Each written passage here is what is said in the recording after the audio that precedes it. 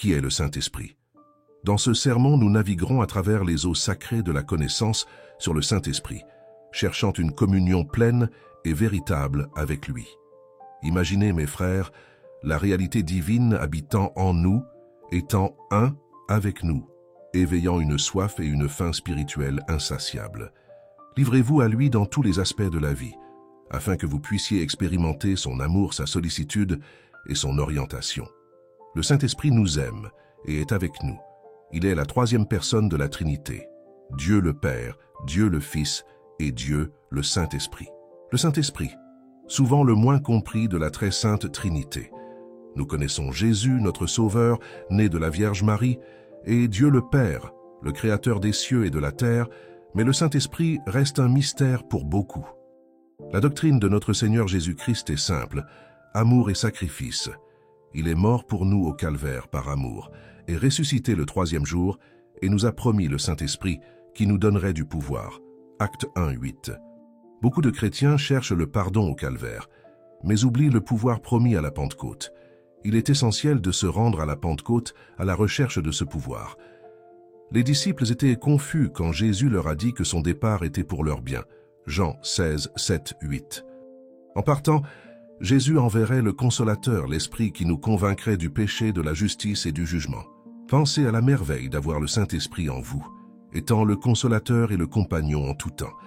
Rappelez-vous, le Saint-Esprit n'est pas une chose, mais une personne. Ce n'est pas une essence, un pouvoir, un vent, une nature ou un concept, mais une personne réelle avec qui nous pouvons développer une relation intime. Jésus a toujours parlé du Saint-Esprit comme d'une personne, et aujourd'hui, vous pouvez avoir une relation avec lui, envoyée par le Père à la demande de Jésus pour vivre avec nous et nous aider chaque jour. Les disciples, dans leur moment de grand besoin, ont trouvé en le Saint-Esprit un refuge et un guide. De la même manière, il est disponible pour chacun de nous dans nos moments de doute et de défi.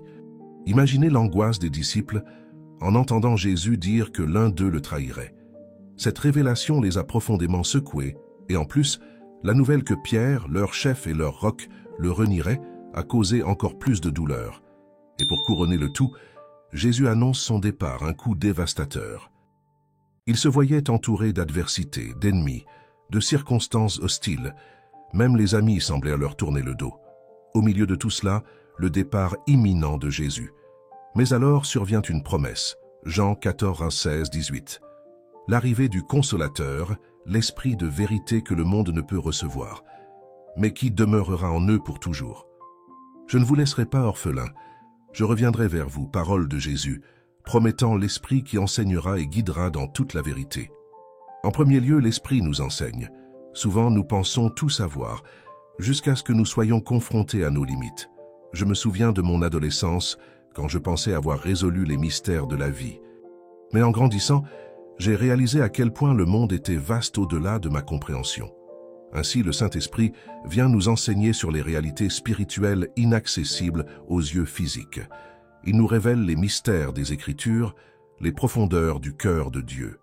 Car sans lui, la Bible reste un livre scellé, ses vérités cachées aux yeux simplement humains. Avec lui, même les plus simples peuvent comprendre les richesses divines contenues dans la parole. La Bible, un livre spirituel, nécessite une lecture spirituelle. Ce n'est pas la érudition humaine qui nous révèle ces vérités, mais l'Esprit qui nous enseigne et nous guide dans toute la vérité. En plus d'enseigner, l'Esprit nous rappelle les leçons apprises, les vérités déjà révélées, nous maintenant fermes dans la foi.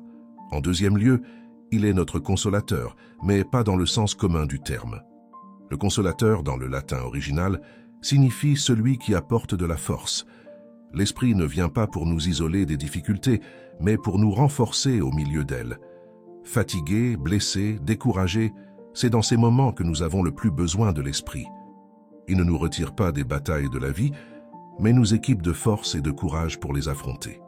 Le Saint-Esprit n'est pas un consolateur passif, mais une source active de pouvoir et de résilience en temps de lutte et de défi. Il nous fortifie et nous renvoie dans la bataille plus préparés et vigoureux. Ce n'est pas seulement un consolateur qui apaise nos larmes, mais un fortificateur qui nous prépare à affronter les tempêtes de la vie. Le Saint-Esprit n'est pas seulement un bouclier contre les adversités de la vie, mais surtout une source de force pour les surmonter. Vous vous sentez submergé aujourd'hui. Cherchez le Saint-Esprit. Vous êtes sur le point d'abandonner. Parlez au Saint-Esprit. Votre cœur est brisé. Réfugiez-vous dans le Saint-Esprit. Même dans la faiblesse, il est la force dont nous avons besoin dans chaque situation. Le Saint-Esprit s'intéresse à chaque détail de notre vie. Nous ne sommes pas seuls dans ce voyage. Priez et invitez le Saint-Esprit à vous fortifier dans les adversités. Livrez-lui votre vie et laissez-le agir. Après que la promesse du Père a été accomplie à la Pentecôte, les effets du Saint-Esprit sur les disciples étaient évidents. Le récit dans le livre des Actes montre comment l'Esprit était fondamental pour la propagation de l'Évangile. Jésus a souligné l'importance du Saint-Esprit, instruisant les disciples à attendre à Jérusalem le pouvoir qui viendrait d'en haut. Actes 1:4. L'impact de l'Esprit dans la vie, le ministère et l'Église a été et continue d'être transformateur. Les effets du Saint-Esprit sont multiples. Tout d'abord, il nous donne le pouvoir de vaincre le péché. Le chrétien possède deux natures, la nature pécheresse, héritée à la naissance, et la nouvelle reçue à la renaissance spirituelle. Alors que la chair désire le péché, la nouvelle nature fortifiée par l'Esprit cherche à plaire à Dieu. En renaissant, c'est l'Esprit qui est renouvelé, pas le corps. Ainsi, nous continuons à faire face aux tentations charnelles. Être tenté n'est pas péché, céder à la tentation l'est. Mais avec l'Esprit, nous avons la force de résister au péché, selon Romains 8:14 et Galates 5:16. Il nous enseigne à marcher dans l'Esprit pour ne pas satisfaire les désirs de la chair. Le Saint-Esprit habilite le chrétien à vivre une vie de fidélité à Dieu, conduisant au repentir et à la réconciliation avec le Père quand nécessaire. Il est crucial de comprendre que le Saint-Esprit ne nous force à rien. Le choix de permettre qu'il nous habilite à vivre au-dessus du péché est le nôtre. L'Esprit nous transforme également pour vivre une vie chrétienne authentique, un processus de l'intérieur vers l'extérieur. Lorsque nous recevons Jésus-Christ et sommes baptisés dans l'Esprit, le voyage avec le Saint-Esprit est une marche continue de transformation, de renforcement et d'alignement avec les principes de Christ. Permettez au Saint-Esprit d'agir dans votre vie, vous guidant à vivre une vie qui reflète l'amour et la vérité de Christ. La mission et le but du Saint-Esprit sont de façonner en chaque croyant un caractère semblable à celui de Christ. À travers la sanctification, nous observons cette transformation. Le fidèle devient jour après jour de plus en plus semblable à Jésus, travaillant à sa propre salvation avec crainte et tremblement. Philippiens 2, verset 12. Cette transformation émerge de l'intérieur par le pouvoir de l'Esprit. Le Saint-Esprit qui habite en nous travaille pour nous conformer à l'image de Christ comme il nous a connus et prédestinés. Romains 8, verset 29. Être comme Christ signifie avoir une confiance totale et dépendre entièrement du Père céleste. Le Saint-Esprit insuffle aux croyants des caractéristiques chrétiennes telles que l'humilité, le pardon, la compassion. Ces vertus ne résultent pas d'efforts humains isolés, mais plutôt de l'œuvre divine en nous, comme le déclare Philippiens 2, verset 13. En troisième lieu, le Saint-Esprit porte des fruits chez le croyant. Les fruits de l'Esprit, selon Galates 5, versets 22 et 23, comprennent l'amour, la joie, la paix, la patience, la bonté, la fidélité, la douceur et la maîtrise de soi. Contre de telles choses, il n'y a pas de loi. Quand le Saint-Esprit entre dans la vie de quelqu'un, une transformation remarquable se produit. Cette métamorphose spirituelle donne naissance aux fruits de l'Esprit, signalant un véritable changement intérieur. La bonté, l'un des fruits de l'Esprit, reflète la nature de Dieu. Le salut est un témoignage de la bonté divine, une caractéristique fondamentale de Dieu, comme le montre Tite 3, versets 4 et 5. En Romains 11, verset 22, nous observons la bonté et la sévérité de Dieu, la bonté envers ceux qui demeurent en elle et la sévérité envers ceux qui tombent. Notre gratitude doit s'étendre à la bonté de Dieu. Sans elle, nous serions tous condamnés. Car tous ont péché, mais grâce à la bonté divine, nous avons l'opportunité du salut.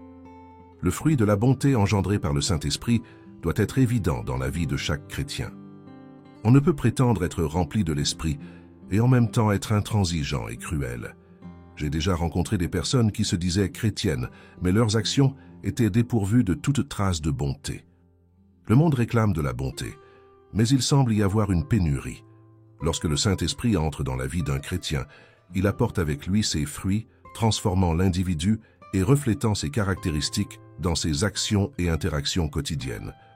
En résumé, le Saint-Esprit ne transforme pas seulement, mais il porte des fruits, révélant en chaque croyant le caractère et la nature de Christ, un témoignage vivant de la bonté et de l'amour de Dieu. Je suis perplexe face aux chrétiens qui affirment n'avoir pas changé après la nouvelle naissance. S'il n'y a pas eu de transformation lorsque le Saint-Esprit est entré dans votre vie, alors vous n'êtes pas en contact avec le Saint-Esprit. Sa présence dans notre vie est une force transformative, transcendant ce monde naturel. Ce changement devient la preuve tangible du Saint-Esprit agissant en nous comme nous vivons, nous déplaçons et existons en Christ. Acte 17, verset 28. Quand le Saint-Esprit habite en un croyant, il habilitait cet individu à témoigner de la bonté du Seigneur et à amener des âmes dans le royaume de Dieu, accomplissant la grande commission. Comme Jésus l'a dit en Actes 1, verset 8, « Nous recevrons puissance lorsque le Saint-Esprit viendra sur nous, nous rendant témoins jusqu'aux confins de la terre. » Ainsi, l'évangélisation sans la puissance, l'onction et l'équipement du Saint-Esprit est impossible. Jésus a proclamé en Luc 4, versets 18 et 19, que l'Esprit du Seigneur était sur lui, loignant pour prêcher l'Évangile, guérir les cœurs brisés et libérer les captifs. Cette onction n'est pas quelque chose que l'on puisse feindre. Elle doit être réelle, conférée par l'Esprit de Dieu. La vie chrétienne est une vie habilitée par le Saint-Esprit. Sans lui, tout se réduit à de simples pratiques religieuses. Le Saint-Esprit est essentiel de manière que nous pouvons à peine comprendre. Il nous introduit dans le royaume de Dieu, travaille en nous pour la transformation et le changement, nous donne la victoire sur le péché, nous guide dans toute la vérité, nous sanctifie, nous renforce, nous enseigne à prier et témoigne en nous que nous sommes les enfants de Dieu. Le Saint-Esprit produit en nous le fruit ou l'évidence de son œuvre et de sa présence. Il nous lave, nous renouvelle, nous régénère et révèle Christ en nous et par nous. Sans le Saint-Esprit, nous ne pouvons véritablement connaître le Seigneur Jésus-Christ en tant qu'enfants de Dieu. Nous sommes appelés à vivre dans l'Esprit, à respirer et vivre selon l'Esprit, à marcher dans la puissance de l'Esprit, à voir le monde à travers les yeux spirituels qu'il nous accorde. Le Saint-Esprit est notre connexion vitale avec le divin, la voie qui nous guide, la force qui nous transforme et le sceau de notre rédemption. En résumé, le Saint-Esprit est l'essence de la vie chrétienne, le moteur de notre voyage spirituel, le guide sur notre chemin de foi. Il est notre consolateur, notre enseignant et notre intercesseur devant le Père.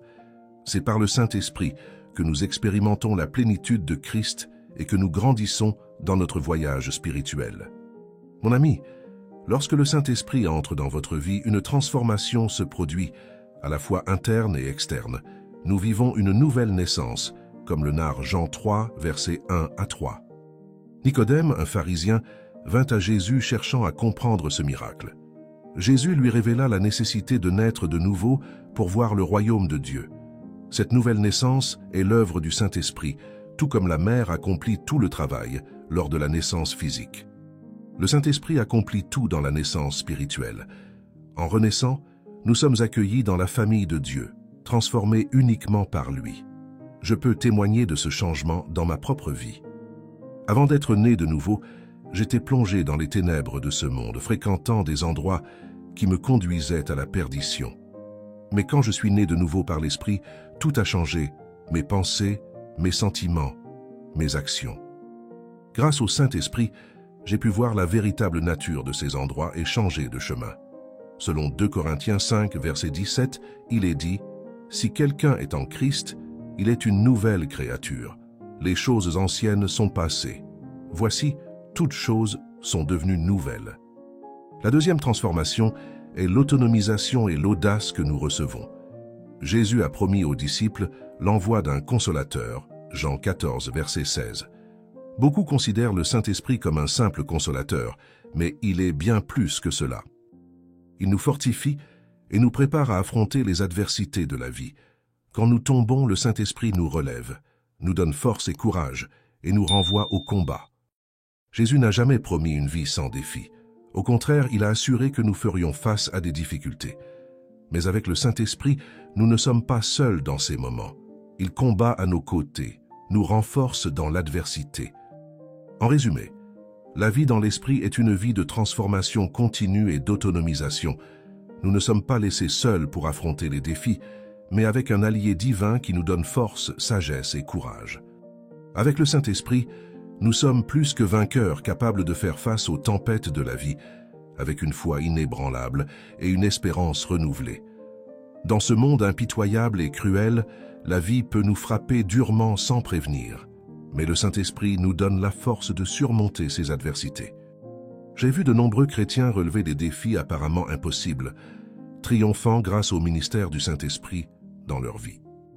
Vous avez le Consolateur, quelqu'un qui vous fortifie dans la faiblesse, quelqu'un de plus grand que le monde qui habite en vous. Même dans les moments de difficulté extrême, je vous encourage à chercher le Saint-Esprit, à plonger dans la parole de Dieu et à trouver de la force dans une source supérieure à tout défi. Après avoir reçu le Saint-Esprit, les disciples sont devenus audacieux et intrépides. Ceux qui tremblaient autrefois dans les tempêtes et hésitaient dans la veille étaient maintenant prêts à relever tous les défis au nom du Seigneur, prêchant l'Évangile, guérissant les malades et libérant les opprimés. L'audace pour naviguer dans notre parcours chrétien vient du Saint-Esprit. Si la peur persiste dans un aspect de nos vies, cela signifie que nous n'avons pas pleinement laissé de place au Saint-Esprit pour agir en nous. La présence du Saint-Esprit nous rend intrépides, transforme les lâches en courageux, les guerriers en vainqueurs. Si la peur habite votre cœur, laissez le Saint-Esprit vous fortifier et vous conduire à la victoire. Selon 2 Timothée 1, verset 7, Dieu ne nous a pas donné un esprit de peur, mais de puissance, d'amour et de bon sens. Là où il y a un amour authentique, la peur n'a pas de place. En tant que fruit de l'esprit, notre cœur et nos actions reflètent la présence de Dieu en nous. Galates 5, versets 22 et 23. La liste des fruits que nous devons produire en tant que croyants remplis de l'esprit comprend l'amour, la joie, la paix, la patience, la bonté, la fidélité, la douceur et la maîtrise de soi. La véritable confirmation de la présence de Dieu dans nos vies se trouve dans les fruits que nous produisons. Quand l'Esprit de Dieu opère en nous, nous n'avons pas besoin de publicité. Nos actions et nos changements parlent d'eux-mêmes. Par exemple, si vous étiez autrefois impatient, mais que vous montrez maintenant de la patience et du calme, c'est un témoignage du travail du Saint-Esprit. C'est à travers ces transformations que nous montrons au monde la réalité et la puissance du Saint-Esprit dans nos vies. Quand le Saint-Esprit commence à agir en vous, il vous aide à devenir plus tolérant, persévérant, aimant et patient. Les choses qui vous irritaient auparavant ont maintenant moins d'effet. La transformation opérée par l'Esprit est remarquable. Si vous aviez l'habitude de mentir, vous verrez ce péché disparaître de votre vie. Les disciples de Jésus n'avaient pas besoin d'annoncer leur foi. Les gens voyaient leur vie et reconnaissaient en eux la présence de Christ. La présence du fruit de la repentance est la preuve que le Saint-Esprit agit en vous. Le Saint-Esprit habite en nous. Comme le rappelle Romains 8, verset 9, « Nous ne vivons pas selon la chair, mais selon l'Esprit. » Si vraiment l'Esprit de Dieu habite en nous, alors lorsqu'il demeure en nous, toute notre vie est transformée. Avec le Saint-Esprit en nous, notre esprit se renouvelle, notre paix est assurée, et nous sommes fortifiés. Les problèmes qui affligent les autres nous semblent plus supportables parce que celui qui habite en nous est plus grand que le monde. Au milieu d'un monde chaotique et plein de désordre, nous avons une paix qui dépasse toute compréhension. Une paix qui vient d'en haut, qui ne peut provenir que de la présence du Saint-Esprit. Cette paix nous rappelle que notre destin est le ciel, apportant un sentiment de véritable tranquillité. Le Saint-Esprit nous aide également à vaincre le péché. Beaucoup de chrétiens luttent pour vivre une vie sainte, mais sans l'aide du Saint-Esprit, cette tâche est impossible. Vivre une vie sainte par notre propre force est inutile. Seulement par l'Esprit de Dieu pouvons-nous atteindre la sainteté. Dieu est la source de la sainteté, et rien n'est saint à moins d'être en contact avec lui. Tout comme la terre autour du buisson ardent est devenue sainte par la présence de Dieu, nous aussi devenons saints par notre connexion avec lui. Mon ami, votre incapacité à cesser de pécher par vous-même ne devrait pas être une excuse pour continuer dans le péché, mais plutôt une raison de rechercher plus intensément le Saint-Esprit et de compter sur lui pour vivre de manière droite.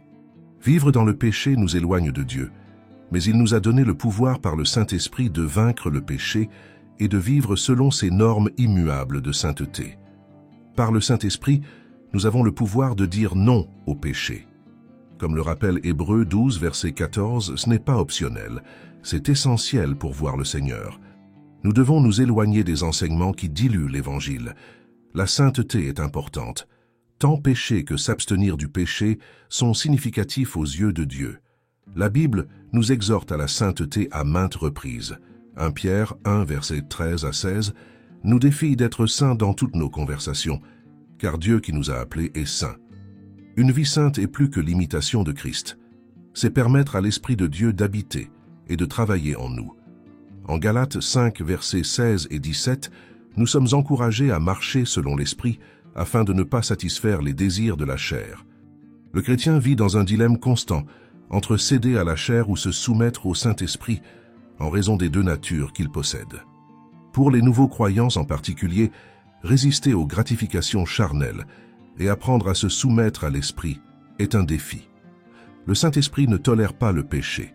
Le péché dans notre vie peut entraver l'action du Saint-Esprit. Nous ne pouvons pas persévérer dans le péché et espérer que la grâce de Dieu prévaudra. Le rôle du Saint-Esprit est crucial dans la vie chrétienne. Le péché peut entraver notre relation avec lui. Nous devons éviter le péché et prier pour la grâce de Dieu pour nous soutenir. Le Saint-Esprit réside en nous pour nous enseigner et nous façonner dans la nouvelle vie. Nous ne pouvons pas avoir confiance en notre propre force. Notre dépendance doit être dans le Saint-Esprit. Sans le ministère du Saint-Esprit, le salut du croyant est incomplet. Jean 14, verset 26, nous dit que le Saint-Esprit enseigne toutes choses et nous rappelle les enseignements de Jésus. Il donne une révélation et une compréhension profonde des Écritures. Marcher selon l'Esprit signifie ne pas avoir à se soucier de quoi faire ou ne pas faire, car l'Esprit en nous est parfait. Tant que nous sommes guidés par le Saint-Esprit, nous ne céderons pas aux désirs de la chair. L'objectif de l'Esprit est de manifester la nature de Dieu en nous perfectionnant. Car seuls, nous ne pouvons pas atteindre la sainteté. Il nous aide à obéir à la parole de Dieu et à mortifier les œuvres de la chair. La sainteté signifie la séparation pour Dieu. C'est vivre jour après jour selon la parole de Dieu et les directives du Saint-Esprit. Être séparé pour Dieu signifie obéir à sa parole non seulement de manière occasionnelle, mais en tout temps et en tous ses commandements. Vivre séparé pour Dieu, déconnecté des ténèbres, vous fait vous démarquer et vous distinguer. Beaucoup naissent de nouveau, mais ne se déconnectent pas de leur ancienne vie. Ils ne consacrent pas assez de temps à écouter Dieu, à lire sa parole, à prier ou à apprendre à écouter le Saint-Esprit qui réside en eux. En conséquence, ils ne changent pas extérieurement, mais c'est ce changement extérieur qui nous permet de vivre dans la liberté. Mais le fruit de l'Esprit, c'est l'amour, la joie, la paix, la patience, la bonté, la fidélité, la douceur, l'autocontrôle. Contre de telles choses, il n'y a pas de loi. Galates 5, verset 22. En nous rendant au Saint-Esprit, nous produisons le fruit de l'amour. Et le péché perd sa place dans nos vies. Marcher dans l'Esprit signifie automatiquement dire non à la chair. La nature de Christ est produite en nous par la puissance du Saint-Esprit. Si nous ne sommes pas de ce monde, nous ne devrions pas vivre comme tel. Notre nature pécheresse meurt et notre nouvelle nature en Christ prévaut. Et ceux qui sont de Christ Jésus crucifient la chair avec ses passions et ses désirs. Si nous vivons par l'Esprit, marchons aussi selon l'Esprit. Galates 5, versets 24 et 25. Auparavant, nous vivions dans le péché, maintenant dans l'Esprit. Nous devons marcher selon sa direction. Nous avons reçu le pouvoir de vivre sans péché, mais cela n'est possible que lorsque nous sommes conscients de l'Esprit en nous, que nous sommes intentionnels pour lui permettre de nous perfectionner, nous libérant de l'esclavage du péché. La mission de ce sermon est d'apporter une connaissance sur le Saint-Esprit, afin que vous puissiez avoir une relation complète et réelle avec lui, vivant l'amour, les soins et la direction qu'il offre. Le Saint-Esprit est la troisième personne de la Trinité. Souvent mal compris, il est essentiel à notre compréhension et à notre application correcte de la doctrine du Christ. Le Saint-Esprit nous donne le pouvoir selon Acte 1, verset 8. Beaucoup d'entre nous ont cherché le pardon au calvaire, mais ont échoué à chercher le pouvoir à la Pentecôte. Nous devons aller à la Pentecôte à la recherche de ce pouvoir. Le départ de Jésus était nécessaire pour que le Consolateur, le Saint-Esprit, vienne à nous, Jean 16, versets 7 et 8. En résumé, le Saint-Esprit est vital pour notre transformation, notre croissance spirituelle et notre capacité à vivre une vie sainte et séparée pour Dieu. Il nous capacite à vaincre le péché, à produire des fruits spirituels et à vivre selon la volonté de Dieu, reflétant la nature et l'amour de Christ dans nos vies. Vous cherchez la prospérité et l'épanouissement dans tous les domaines de votre vie? Je veux apprendre comment la foi et la sagesse biblique peuvent transformer votre relation avec l'argent et vous conduire vers une vie plus prospère.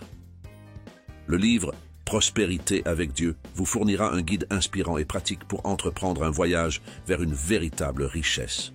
Découvrez comment renforcer votre foi en Dieu et la mettre en action, atteignant la satisfaction, le succès financier et une vie abondante.